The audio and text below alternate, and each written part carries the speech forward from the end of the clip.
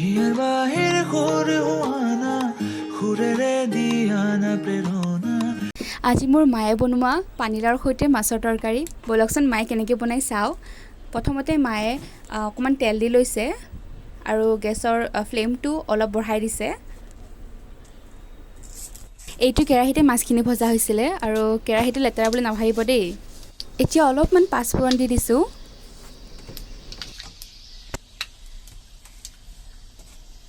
এতিয়া অকণমান পিঁয়াজ দি দিছোঁ। এতিয়া পিঁয়াজখিনি অলপ ভাজি লওঁ।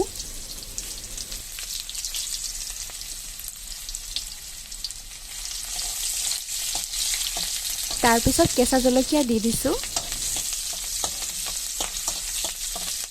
এতিয়া আদা নহৰু আৰু জলকীয়া পেষ্টখিনি দি দিছোঁ। এইখিনি এতিয়া ভালদৰে ভাজি ল'ম।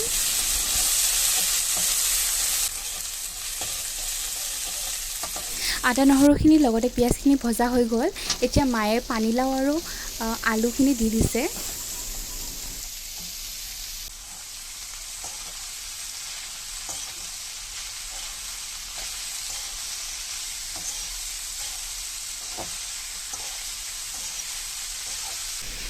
এতিয়া ইয়াতে সোৱাদ অনুসৰি নিমখখিনি দি দিব আৰু লগতে হালধিও দি দিব।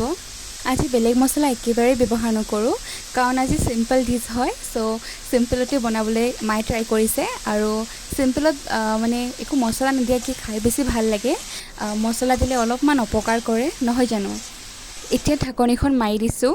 5 মিনিটমান হোৱাৰ পিছত অকণমান চাই লৈছোঁ বস্তুখিনি সিজিছেনে নাই। পিছত আকৌ ঢাকনখন মাৰি দিছোঁ। লাহে লাহে পানীলাওখিনি সিজি গৈছে আৰু যিখিনি পানী দিছিলোঁ আমি সেইখিনি অকণমান ড্ৰাই হৈ গৈছে। এতিয়া পানীখিনি যিহেতুকে শুকাই গৈছে, আলু আৰু পানীলাওখিনি আমি ভাঙি দিছোঁ। এতিয়া অলপমান পানী দি লৈছোঁ, যিহেতুকে এইখন তৰকাৰী বনাইছোঁ সেইকাৰণে অকণমান পানী দি লৈছোঁ। এতিয়া ঢাকনিখন মাৰি দিছোঁ। দেখিছেনে তৰকাৰীখন উতলিছে আৰু ইমান ধুনীয়া এটা কালাৰ আহিছে। বেলেগ একো মছলা ব্যৱহাৰ কৰা নাই। লাষ্টত এটা বস্তু দি দিম। এতিয়া মই মাছখিনি দি লৈছোঁ ইয়াতে। এতিয়া সৰু চামুচেৰে এচামুচ জিৰা পাউডাৰটো দি দিছোঁ। জিৰাখিনি ভালদৰে মিহলাই দিওঁ আৰু হৈছে আমাৰ মাছৰ তৰকাৰীখন। ঢাকনিখন মাৰি দিওঁ আৰু আমাৰ মাছৰ তৰকাৰী ৰেডি হৈ গ'ল। গেছৰ ফ্লেমটো অফ কৰি দিলোঁ। আজি দিনৰ আহাৰটো একেবাৰে চিম্পল আছিলে আৰু লগতে মই সৰু মাছৰ শুকান মাছ চাটনি এটা বনালোঁ। সেইটো যদি ৰেচিপিটো লাগে মোক জনাব। আজি ইমান এটা মানে টাইম নহ'ল দিবলৈ, গোটেইখিনি একেলগত নিদিলোঁ। যদি বিচাৰে তেনেহ'লে মই নিশ্চয় আপোনালোকৰ বাবে সেইটো ভিডিঅ' বনাই দিম। আৰু প্লিজ কেনেকুৱা পালে মোৰ ভিডিঅ'টো চাই জনাব আৰু মোৰ চেনেলটো লাইক, শ্বেয়াৰ এণ্ড ছাবস্ক্ৰাইব কৰিবলৈ নাপাহৰিব।